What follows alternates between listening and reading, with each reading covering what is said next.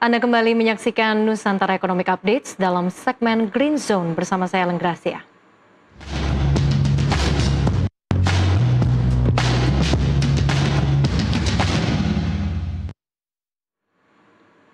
Krisis iklim global semakin mendesak di COP30. Indonesia kembali menegaskan komitmennya untuk mencapai net zero emission paling lambat tahun 2060 dengan target pengurangan emisi 1,2 hingga 1,5 gigaton CO2e pada 2035.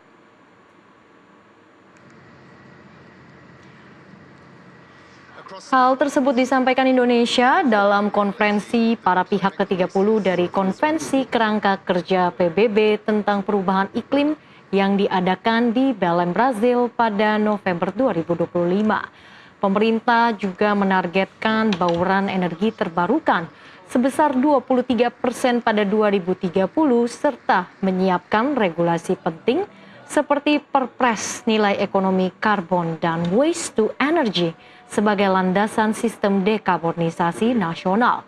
Dalam upaya mewujudkan target ini, pasar karbon menjadi instrumen strategis. Bursa Karbon Indonesia atau IDX Carbon telah mencatat 111 pengguna jasa per April 2025, meningkat 587% dibandingkan saat peluncuran 2023. Target akhir tahun 2025 adalah 150 pengguna, termasuk perusahaan dalam negeri dan mancanegara seperti Jepang dan Korea Selatan.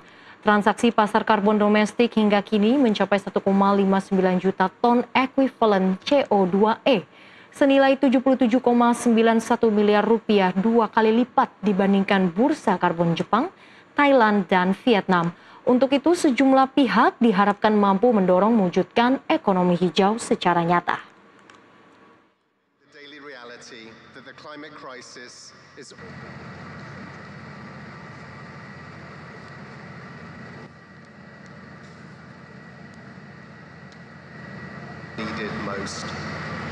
This coalition will focus on helping convert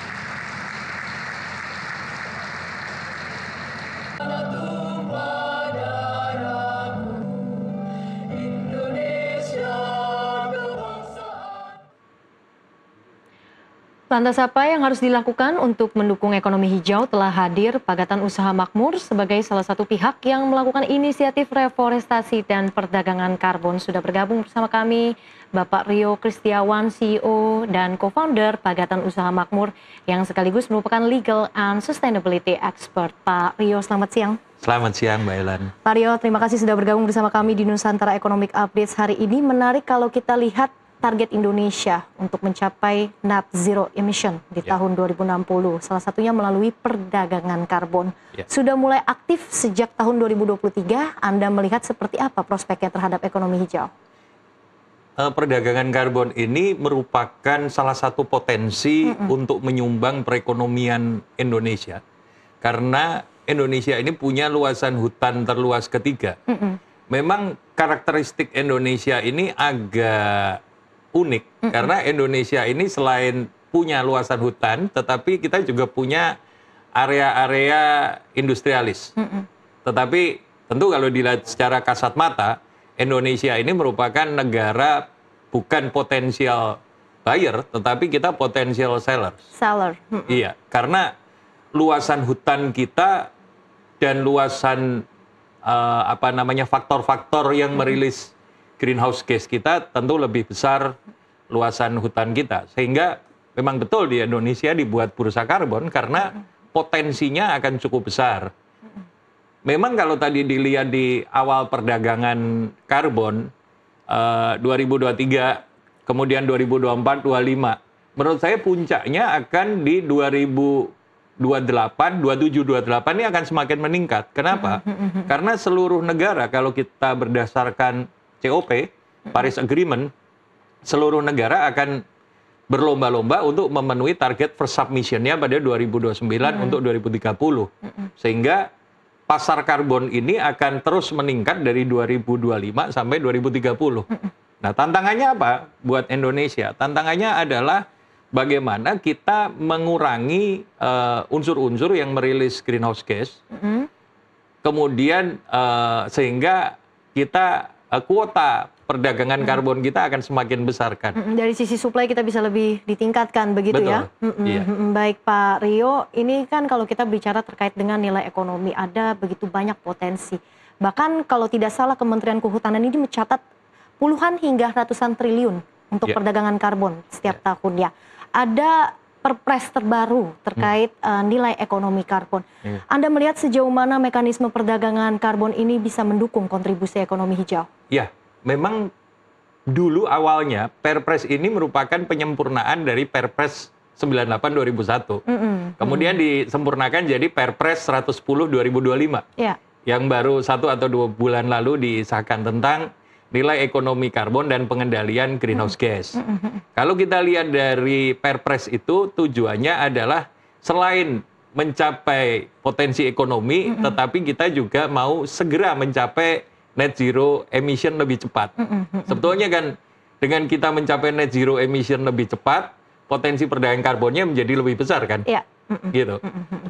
Apakah ada perbaikan ataupun juga evaluasi dari kedua perpres yang tadi Anda sebutkan ini? Dari perpres sebelumnya dengan perpres yang sekarang? Ya, kalau Perpres 98 2021 itu lebih banyak berfokus pada hal-hal teknis yang membentuk nilai ekonomis karbon. Lebih teknis begitu Lebih ya? teknis. Kalau 110 2025 ini lebih mengarah pada perdagangan karbon.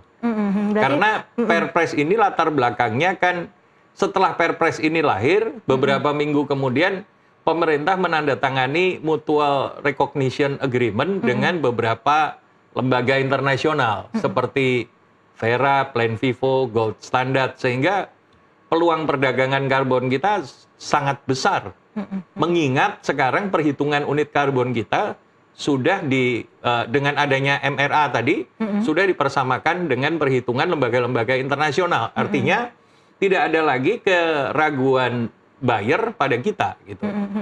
Artinya perpres ini sebetulnya juga mengikuti standar dari internasional dan juga penyempurnaan dalam ekosistem perdagangan karbon itu ya, Betul. Pak Rio. Nah, kita tahu dalam membangun perdagangan karbon ini perlu keterlibatan dari stakeholder-stakeholder. Ya. Anda melihat untuk kolaborasi antara lintas sektor dari swasta, kemudian pemerintah, pelaku industri, sejauh ini seperti apa?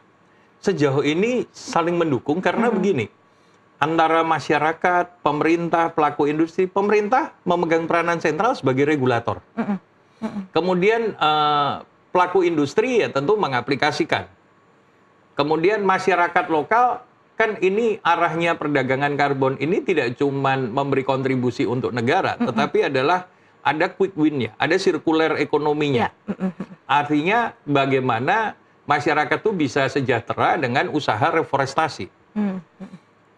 Bagaimana menciptakan good livelihood di dalam berbasis reforestasi. Dari yang tadinya menebang kemudian menjadi menanam dan hidup dari kegiatan tersebut.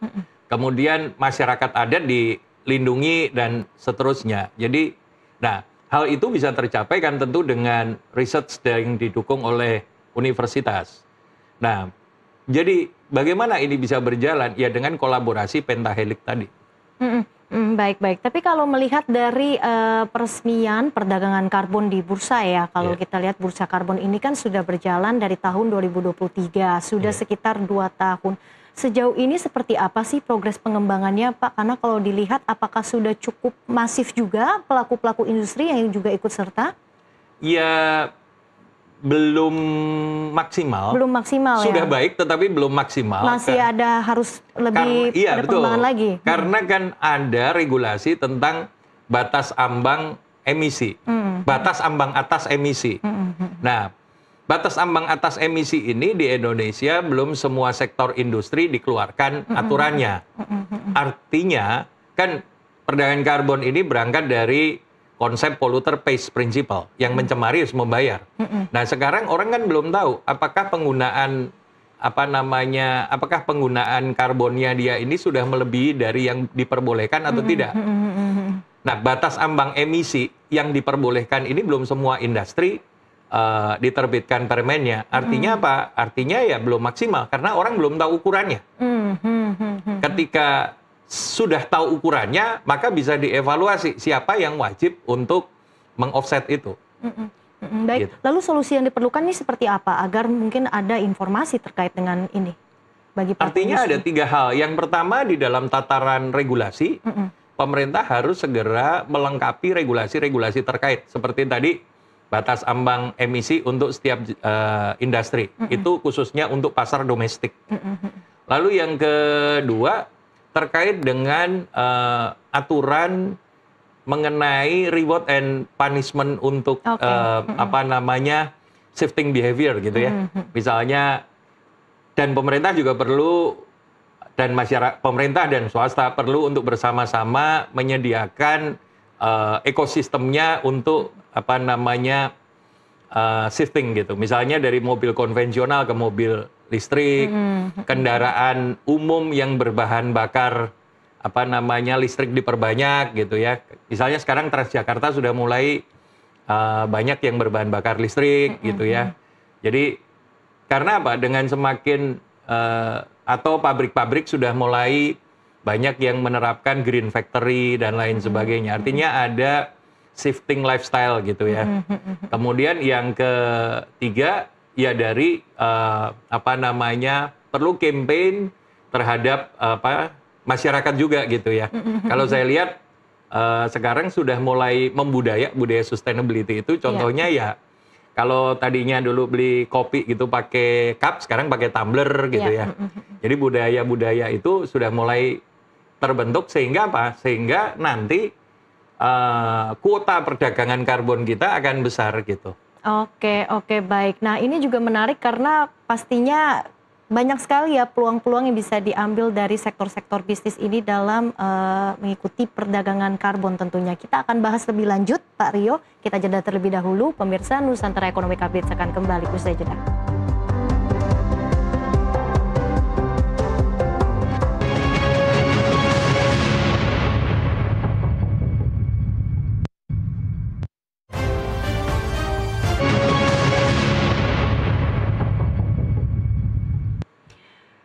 Pemirsa, Anda kembali menyaksikan Nusantara Economic Updates dalam segmen Green Zone. Pak Rio, kita lanjutkan kembali ya Pak. Memang sudah ada hukum yang menaungi perdagangan karbon di Indonesia. Sudah ada implementasinya juga walaupun memang masih berjalan secara bertahap. Anda melihat langkah lanjutan apa yang diperlukan? Tadi, langkah yang lanjutan yang memperkuat marketnya. Sekarang kan kita ini negara, pasti kita ini akan negara seller. Nah, yang diperlukan adalah bagaimana memperkuat marketnya. Sehingga perdagangan karbon terjadi. Perdagangan karbon itu kan kalau ada seller, ada buyer. Nah, sekarang marketnya, tadi seperti saya katakan, regulasinya belum maksimal. Misalnya belum ada batas ambang atas penggunaan emisi. Yang kedua, memperkuat marketnya dalam konteks apa? Dalam konteks harga. Misalnya bagaimana kita kemudian mulai mengkampen bahwa, atau belum banyak orang tahu bahwa karbon ini juga merupakan satu bentuk investasi loh. Kalau kita beli di bursa karbon ini kan komoditi yang harganya naik turun mengikuti komoditi. Yang misalnya secara logika ini tentu akan harganya trennya akan naik menjelang 2028-2029. Nah, kemudian ketersediaannya, kemudian memperluas marketnya. Upaya itu udah ada. Misalnya dengan pemerintah menandatangani MRA dengan lembaga-lembaga internasional, sehingga perhitungan unit karbon kita diterima oleh buyer-buyer luar negeri. Kenapa? Karena kita tidak mungkin mengandalkan market dalam negeri. Kita harus memperkuat market luar negeri. Market luar negeri. Baik. Nah, ini kan juga berarti artinya ada peluang baru dari sisi investasi. Anda tadi menyebutkan ya Pak Rio, kita harusnya membuka market luar negeri. Seberapa menarik pasar Indonesia untuk potensi perdagangan karbon ini? Kalau pasar domestik, ya cukup menarik, tetapi portofolio terbesar itu pasti market luar negeri. Market luar negeri. Market luar negeri, karena market Indonesia itu tidak mungkin menyerap seluruh karbon yang diperdagangkan di Indonesia. Karena begini, di luar negeri itu ada pasar mandatory, ada voluntary. Misalnya ada pihak yang membeli karena polluter pays principle, karena kewajiban. Ada pihak yang membeli karena business perception. Misalnya bank yang tidak berkaitan secara langsung gitu ya. Atau financial institution gitu. Jadi memang yang harus diperluas itu adalah market-market luar negeri. Karena kalau market Indonesia, maka serapannya tidak akan optimal. Nah, jika kita bandingkan dengan negara-negara lain, Indonesia tuh punya keunggulannya seperti apa, Pak? Keunggulannya barang kita paling banyak. Paling banyak. Hutan kita terluas ketiga. Kemudian industri kita terpusat di Jawa dan sebagian Sumatera Bali mungkin. Jadi tantangan rilis GHG kita seharusnya nggak tinggi. Kalau dibandingkan negara-negara lain yang lebih industrialis, atau tentu potensi kita akan semakin besar. Hanya tantangan kita adalah menciptakan ekosistem yang bisa mempertahankan harga karbon itu. Pak Rio tadi ada menyebutkan ada financial institution, ada banks juga yang ikut serta dalam transaksi perdagangan karbon ini. Iya. Tapi kalau kita lihat dari potensinya, sebetulnya sektor-sektor mana sih yang paling berpotensi dalam perdagangan karbon? Pasti sektor yang berpotensi ini pabrik dan sektor transportasi. Transportasi. Karena memang dari beberapa survei yang dirilis dalam konteks polluter pays principle, sektor yang paling berkontribusi merilis GHG itu kan sektor transportasi. Dan nggak semua transportasi bisa diganti dengan listrik. Misalnya pesawat. Nah, atau kapal gitu. Nah, lalu sektor berikutnya ada pabrik. Karena untuk shifting ke sustainability plan atau sustainability factory itu masih membutuhkan waktu yang panjang. Seperti sekarang kalau kita lihat mobil listrik aja kan masih banyak trial and error dan persoalan-persoalan. Jadi yang paling besar kontribusinya nanti adalah sektor-sektor yang berkaitan dengan pabrik, industri, transportasi, begitu.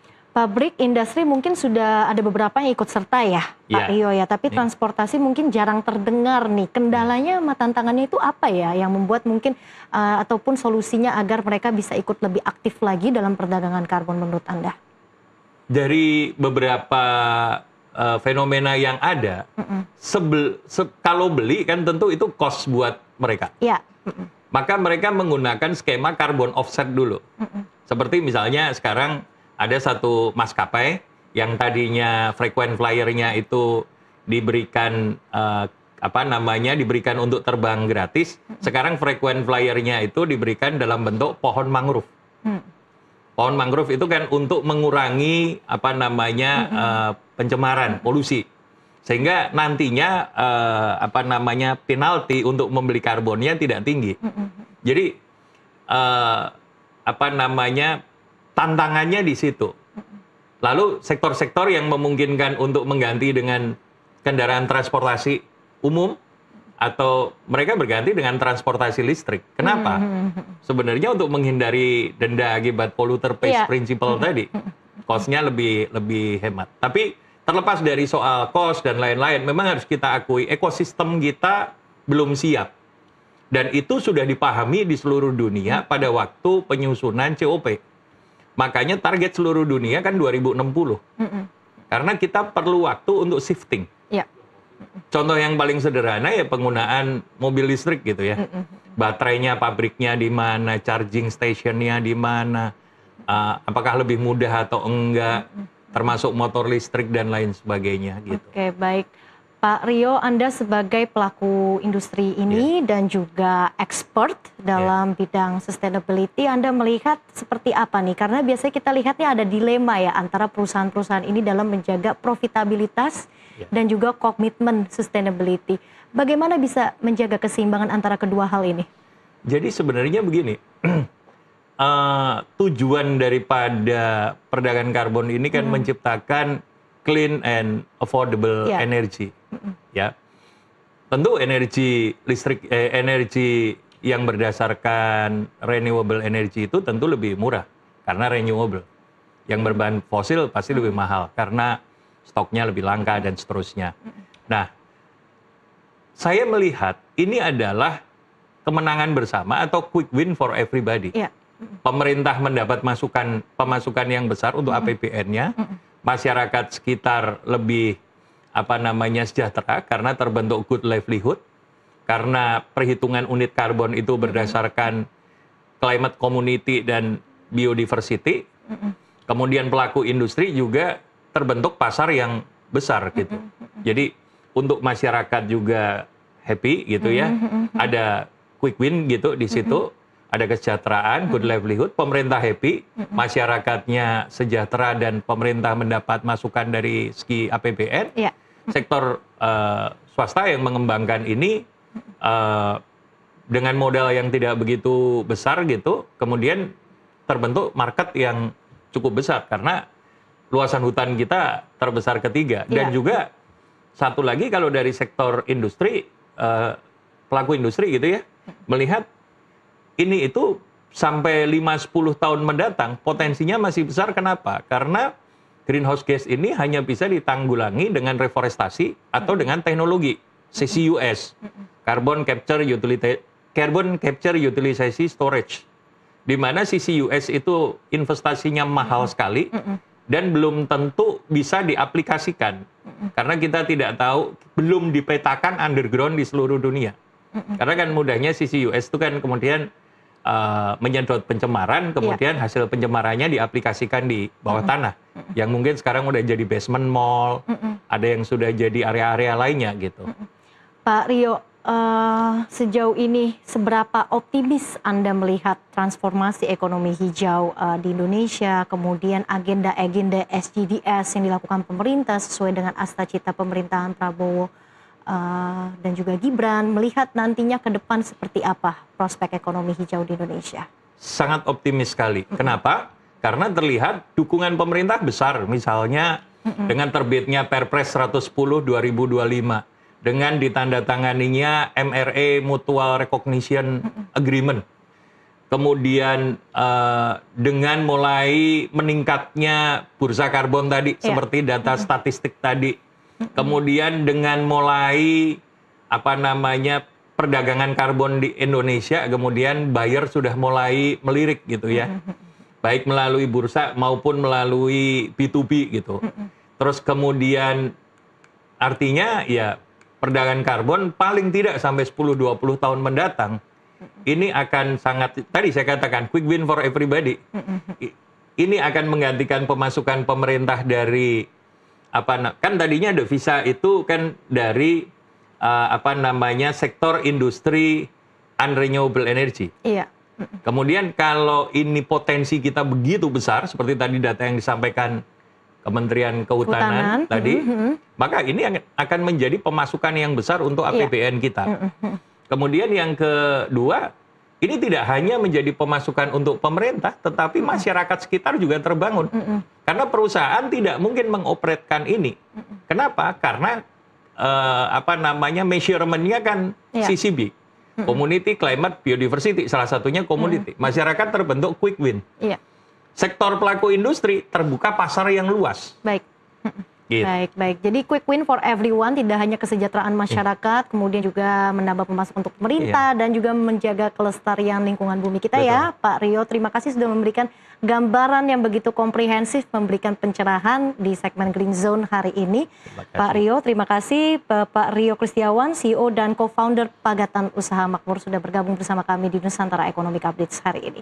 Dan pemirsa, dialog tadi juga sekaligus menutup perjumpaan kita hari ini. Saya Lenggrasia pamit undur diri, sampai jumpa.